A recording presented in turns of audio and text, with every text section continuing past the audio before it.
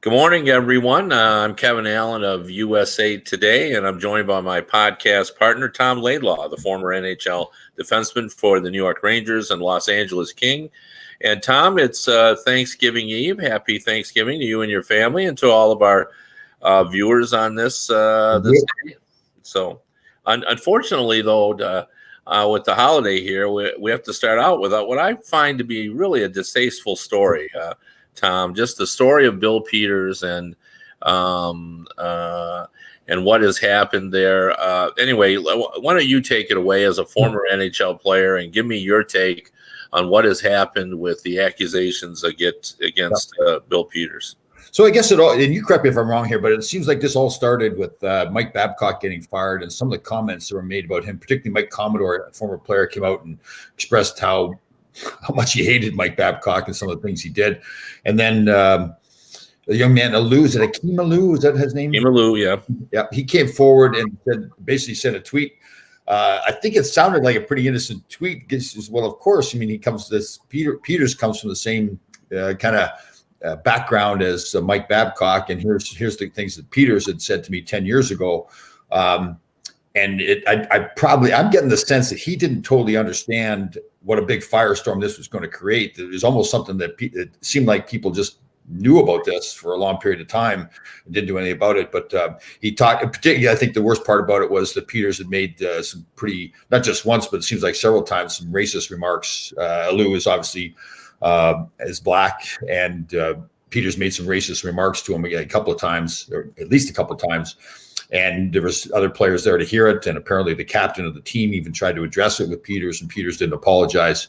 And I think, you and I were just talking before we got on the air here, how, people are going to say, well, why is it all of a sudden coming out 10 years from now? What's coming out 10 years from now? Because, it's all started with the Babcock firing and the things that were said by him. So, like you said, I think it's got to be dealt with. I'd be totally shocked if it's proven that it's all accurate and truthful, which it seems it is. I'd be hard pressed to see him keep his job and never coach again in the National Hockey League. Yeah, and I don't really believe there's any other appropriate punishment than that, presuming that this all checks out. But I'm bothered on so many different levels by that story.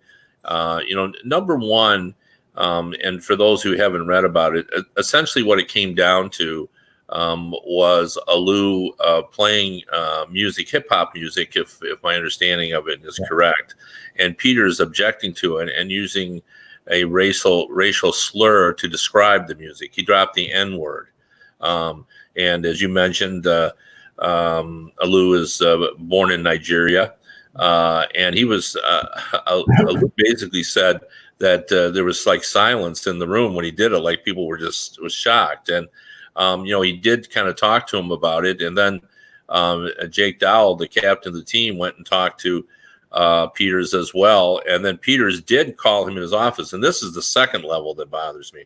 Peters could have easily diffused that by simply apologizing and, moving forward. But he didn't. What he basically said is, well, if you stop playing that music, essentially we won't have this problem. And again, he used the same racial slur. And then to top it all off, apparently, Peters had a conversation with the Blackhawks, and Alou was demoted to the East Coast Hockey League. And at the time, this is an important part of the story that I think is lost. This was in Alou's first pro season. He's 30 years old now, but it was 10 years ago. And people are saying, 10 years ago, like, how are you going to call this up? Well, yeah, you are going to call this up, because the reason why Alou couldn't speak out is because he was a first-year pro. Yep. First of all, you wouldn't do this to a star player. But a star player can, who has a guaranteed contract, can come out and say, hey, I was mistreated, or I wasn't treated fairly. A first-year pro in the AHL can't do that. Right. And so when he was demoted to the East Coast Hockey League, and at the time he had 14 goals, now he's already been cast as being a poor team guy, because apparently he rebelled against an initiation right when he was in the junior ranks, and that didn't go over well with teammates. Yeah. Now, and because he didn't like the what was being done and didn't feel like that was an appropriate thing to do. So, with all that said, he really didn't feel comfortable, bringing this out, and he just accepted his fate. But when he looks back now, he says, could it gone differently?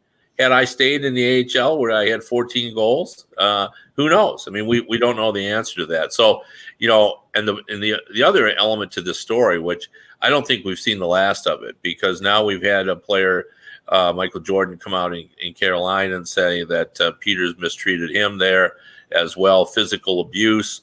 And it's kind of reached over, how much did the Hurricanes know about that? Why didn't anybody do anything about it? And even going back, even with Mike Babcock, the story that came out about Babcock and Mitch Marner and making him rate all of the players on the Maple Leafs in terms of their work ethic, and then revealing that information, those opinions, to everybody else on the team, putting Mitch Marner, then a rookie, in a very bad light with teammates. Like, that's just all. I mean, that's not coaching. No.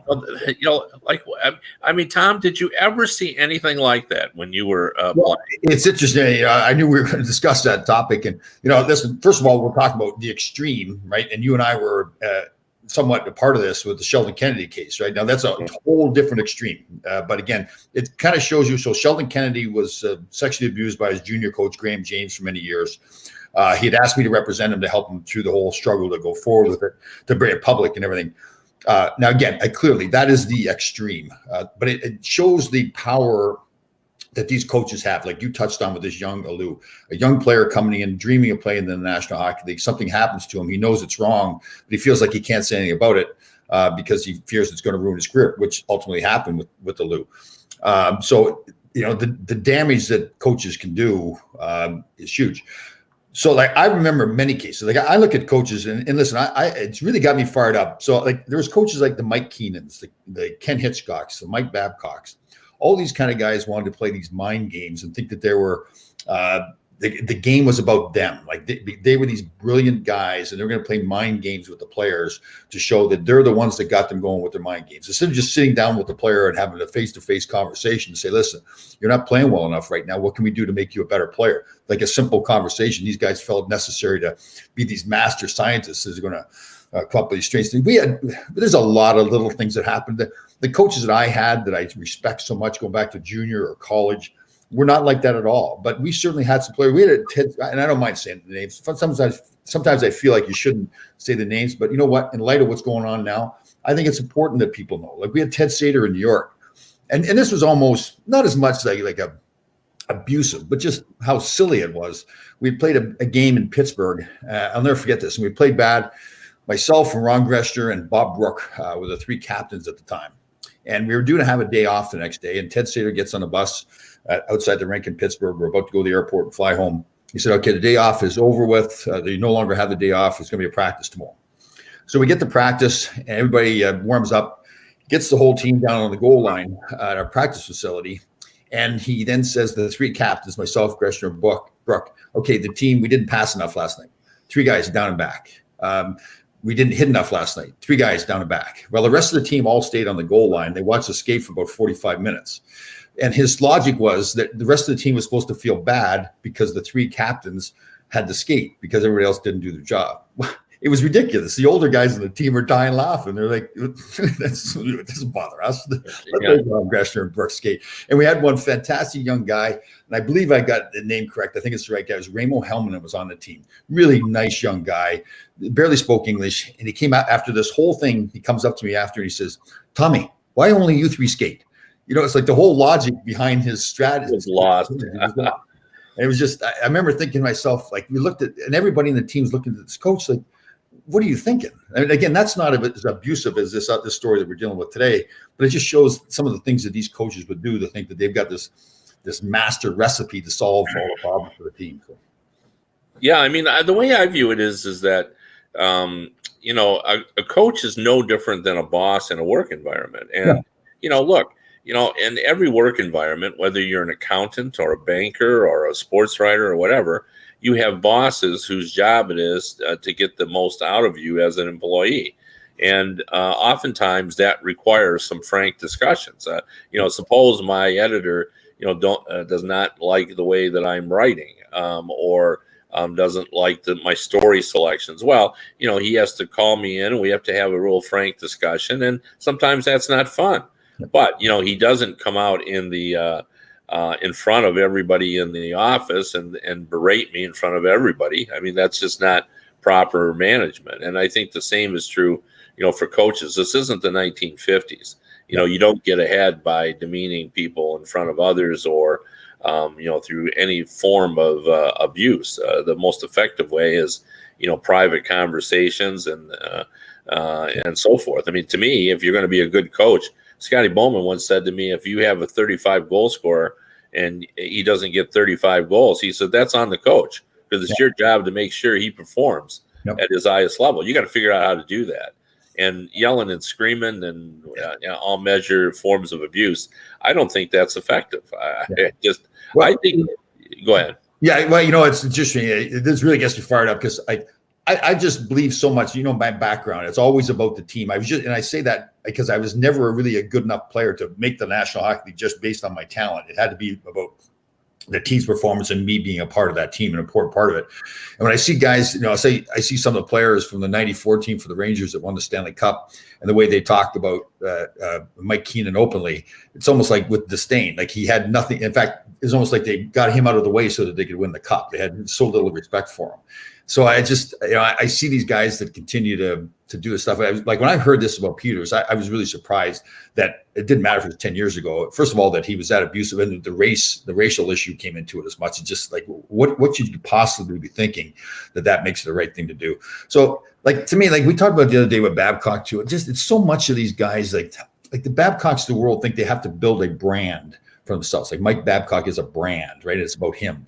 And I've said this over and over, like three of my favorite coaches in the league now are Brendan Moore, Craig Berube, and Gerard Gallant. And again, there happen to be three former players, but it appears to be, and I don't know the details in the locker room, but it appears to me that they're the kind of guys that they've worked hard in their career. They have been battlers and grinders when they played the game. So when they walk into that locker room, they've got instant credibility with the rest of the players. So when they ask the players to perform the same way that those guys already have done, okay, yeah, well, I've done it. So yeah, that's what I want you to do, because that's how we're going to be successful. So I think sometimes with these guys like the Keenans and Hitchcocks and Babcocks, they've got nothing there to back it up to say this is how I did it when I played. And that doesn't mean that a guy has to be a former player to be a good coach, but I think it just helps you so much. So these guys that are playing these mind games are somehow trying to make up for the fact that they never played. Like they're tough guys, so they're going to come in and yell at some young guy, make a racial slur towards them to show that they're some tough guy as a coach. It gnaws at me. You get these kids, they've dreamed their whole lives of playing in the National Hockey League, and they've done what they have to do, and then coaches like that are hurting their careers. And it happens all the time. Where it happens in good ways too. Herb Brooks loved me as a player and helped make me a better player. There's other times I've had coaches that maybe didn't like me and had to battle through that. But not every player is at that level that they're able to battle through it.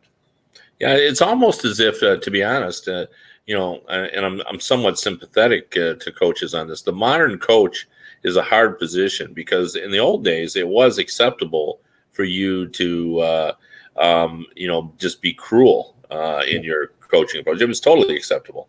And nowadays, and I think modern coaches are expected to find the fine line between being a demanding coach and also being a good communicator as well. You want to, and I think John Cooper is a good example of that. I think he expects a lot out of his players. Cassidy, probably in Boston, is another good example. Yeah, Quinn here with the Rangers is doing that as well. Yeah, where you're demanding, you expect everything out of them, and you the players that are performing at a high level are rewarded with more playing time. If you're not playing as much. So there is a carrot and stick there, but they're also good communicators, and certainly players feel like they can talk to the coach. Yeah. And I think that's when you know that things aren't right. When a player feels like he can't talk to the coach, I think it's problematic in today's game. I got it. It gets me fired up. Like to think, I'm trying to think of myself sitting in the locker room when Mike Babcock did that to that Mitch Marner, to call him out like that. I'd be sitting there and thinking to myself, like, what were you thinking? I would hope, and again, like you said, times are different. I would hope that people in the locker room when that happened to Mitch Marner would stand up and say, Mike, that's wrong. Like, you got to stop that. That's just and back the kid up. He clearly was put in a bind there and made the fact that Mike Babcock would think that's an intelligent thing to do, that's going to bind the team together in any way, that's amazing to me. So, yeah, no, it's hard. Yeah. Anyway, let's move on to a different topic here, and I wanted to get your take. I was thinking today of, here we are, we're quarter of the way through the season now, and I wonder if you, because I know I do, is there one team that's kind of disappointed you, like a team that you really liked, and you just don't like the way they're playing, you don't like where they're at in the standings, you think they should be farther along? Do you have a team that's like that? Yeah, I think the New Jersey Devils, actually. I think when that like 2 years ago when Hall first got there, I think was that the year that he won the MVP.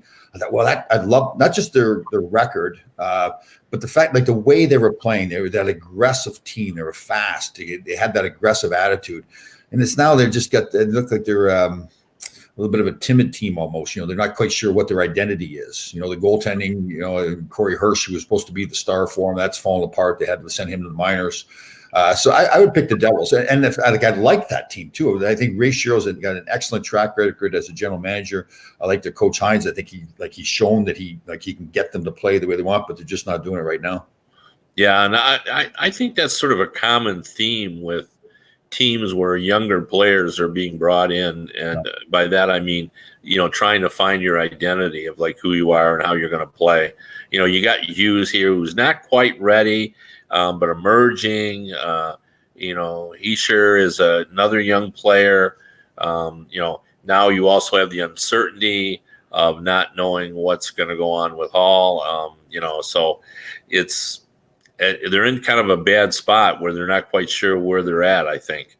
And that probably sort of undermines their play on the ice as well as they try to sort through all that, because, if Taylor Hall's not going to be here next season, then already you're starting to think, well, I've got to plan accordingly. And that influences, I think, roster decisions in terms of playing time. So I agree with you. My disappointing team has been the Vegas Golden Knights. Yeah. I thought that team was going to charge out of the gate. And I thought the addition of Mark Stone was a brilliant move last year. And I like Fleury as a goalkeeper. I thought that the loss of Schmidt early in the season was going to hurt him, and it did a little bit. But I've just been disappointed about the inconsistency of this team. And Fleury has been part of all that.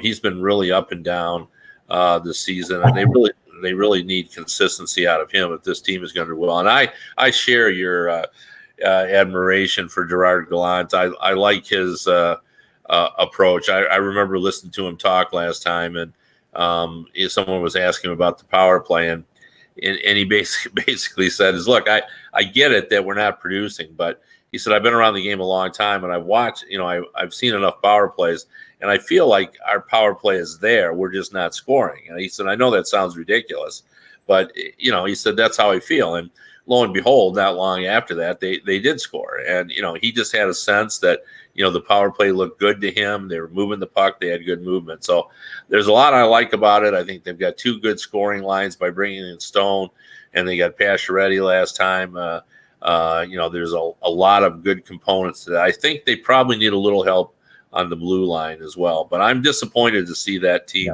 not in a playoff spot, right around 500.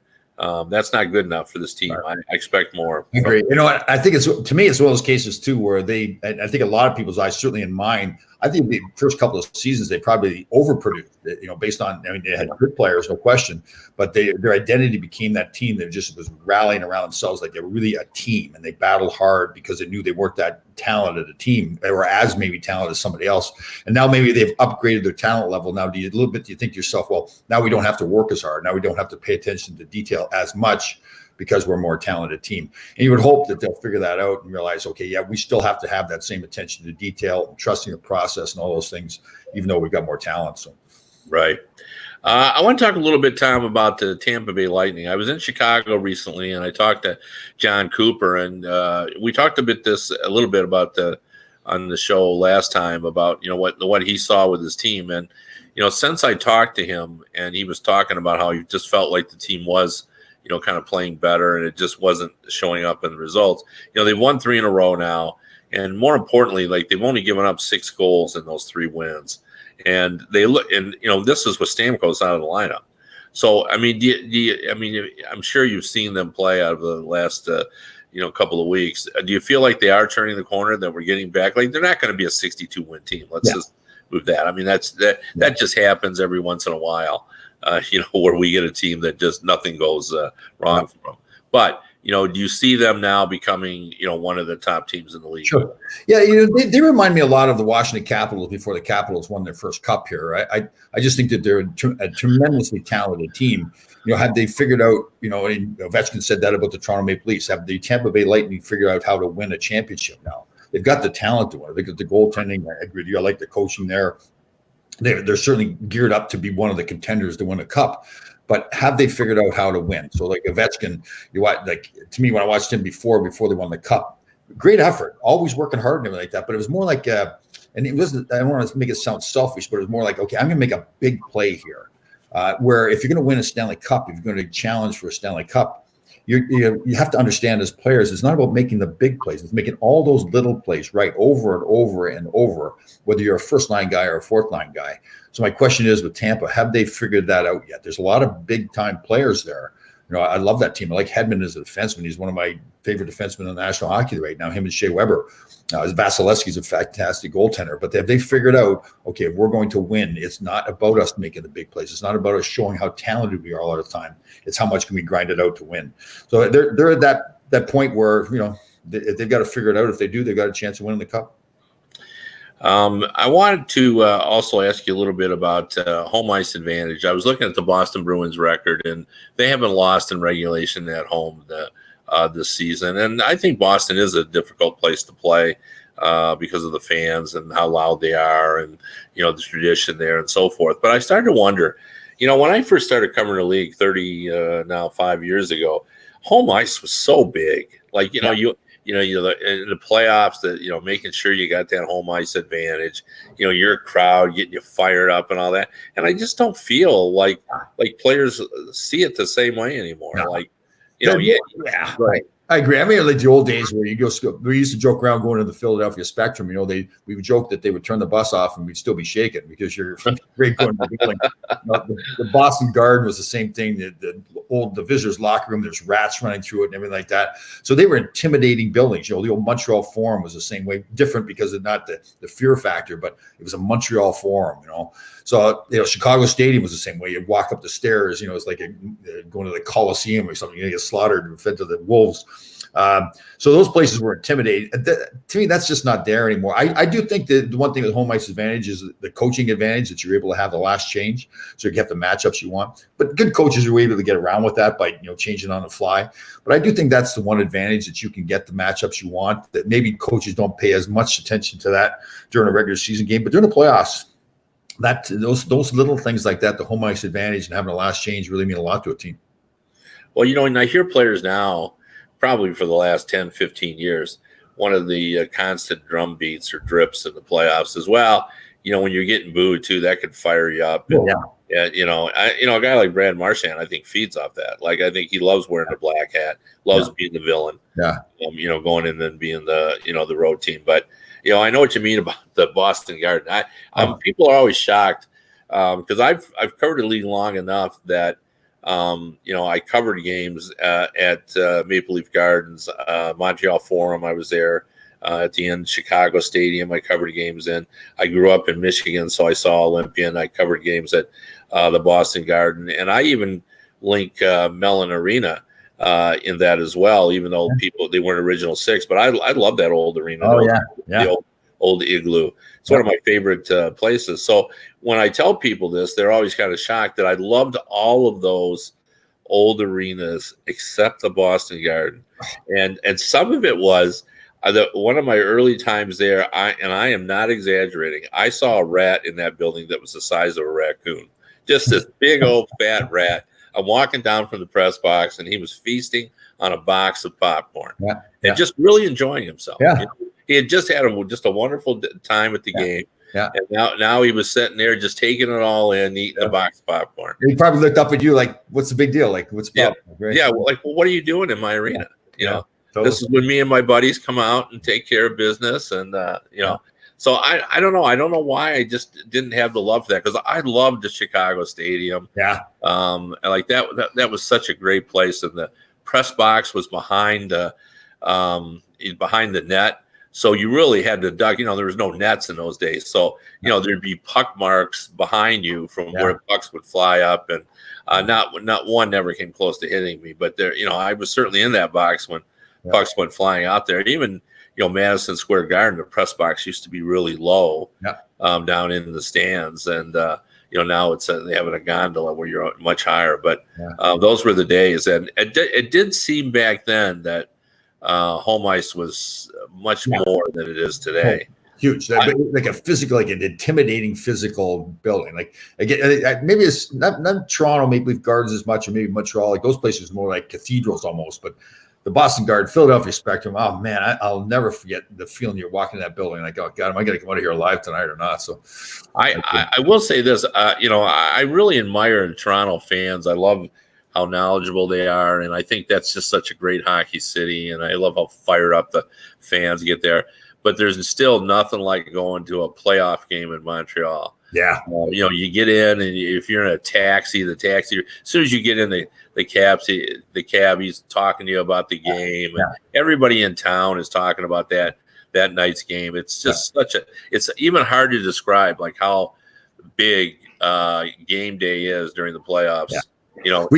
That's it's so true. I remember when Wayne Gretzky got traded to the Kings after I was there, or I was obviously still playing, and it was a regular season game, and we were playing in Montreal Forum. I think it was Hockey Night in Canada, Saturday night, and you could just, like you said, like coming to the game, you could just feel it. There's a feeling in the whole city. And we got on the ice, and it was that national anthem was just about to be played, and I was on the bench. And Ray Scampanello, I'll never forget, great guy, linesman in the National Hockey League for many years, funny guy, and you could just tell he turns and looks to me, and he goes, "Tommy, this is unbelievable." Like he was just so fired up. And here's this guy that's seen so much, just everybody, Larry Robinson and Wayne Gretzky and everybody, the Kings against the Montreal Canadiens at the Montreal Forum. So yeah, definitely Montreal and the Forum were special places.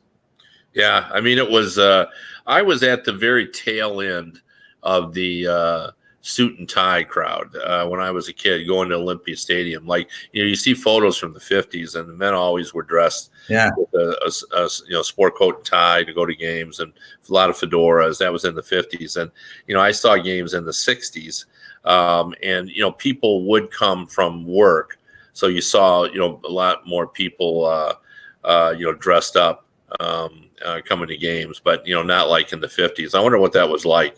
I wonder why it sort of developed into that, like why it was kind of a sport coat and tie crowd, because that doesn't seem like that's a hockey crowd. Even in Canada, why? Because I can see in Canada, because it's such a big deal, right? Like hockey is such a big thing there. To be able to, I think maybe to be able to get tickets in an original 16s, only 16s in the league at that time. And as I remember too, there was smoking in the building too. Like you would go to the games, and there was like a cloud of smoke in the building. Yeah, in Olympia, when you were up in the balcony, you looked down through a smoke haze.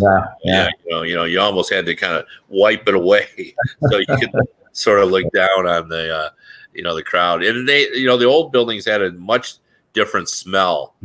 There was a smell to them that's kind of hard to describe. But an old building I liked, maybe the St. Louis Checker Dome, is that what they call it? Oh, Checker Dome was a great place. That was a great building too. Yeah. To be honest with you, I didn't mind I thought that the LA Forum had some character. Yeah. Had some form of character. Like all the old buildings, every one of them was unique. The modern ones have some sameness to them. Even though obviously, like Little Caesars Arena is an unbelievable modern building, and but they sort of look alike, even though where the old buildings were all very kind of unique. And remember Harold Ballard's bunker in the Maple Leaf Gardens, which was different. And the other thing that's different too, and certainly you remember this, now there is no downtime without the audio screaming at you if you're in the fans.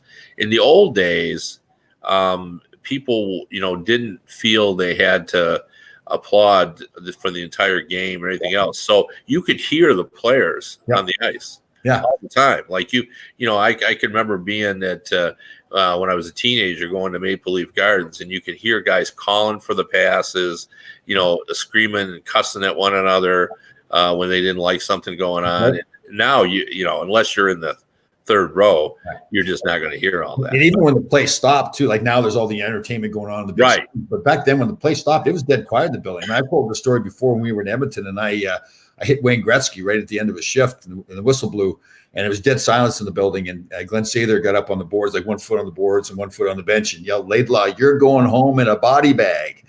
and I'll never forget that, because everybody in the building could hear him, and obviously you felt like all 18,000 or 20,000 people in the building were now staring at you. And he gave Dave Semeka a little tap on the back, and Dave jumped over the boards and came towards me. I'm thinking, oh God, there's nowhere to run here. But he wasn't in the mood to fight that night, so I survived. Anyway, we've run out of time. It always goes so fast here. But you've been listening to the Laidlaw and Allen Report. We come to you twice a week. And I want to wish everyone a happy Thanksgiving. I hope everyone has. Oh, one quick thing, Tom. What's the most overrated aspect of Thanksgiving? Cranberry sauce. What's the purpose? What's the purpose? Yeah. Yeah, it's not one of my favorites either. Yeah. I'll eat it just to it. But, I don't like all the extra stuff that comes in. Just give me turkey, mashed potatoes, stuffing. Yeah, gravy. One vegetable. Now, here's the big question, though. Is the original dinner that you have the best, or is it later on during the day when you get an open-faced turkey sandwich with gravy on it? Is that the best? Yeah, I mean, certainly both are good, but I do like the dinner with my whole family and all that. So I'm sure you're the sandwich guy. You know what, though? It's like we stick together. So it's a big football day, obviously. So we all come over and we get the cheese and crackers and shrimp cocktail going and everything. And then the turkey just sits out there, and whenever you're ready to eat, you eat. So it's kind of an ongoing process. You eat all day long. It's like eat, nap, watch football. It's a great day. Mayo on your turkey sandwiches? No, never. No, it's gravy or nothing. Yeah. So just you have a hot turkey sandwich. Yeah, have to. Yeah, perfect. All right. See you later, guys. Happy Thanksgiving.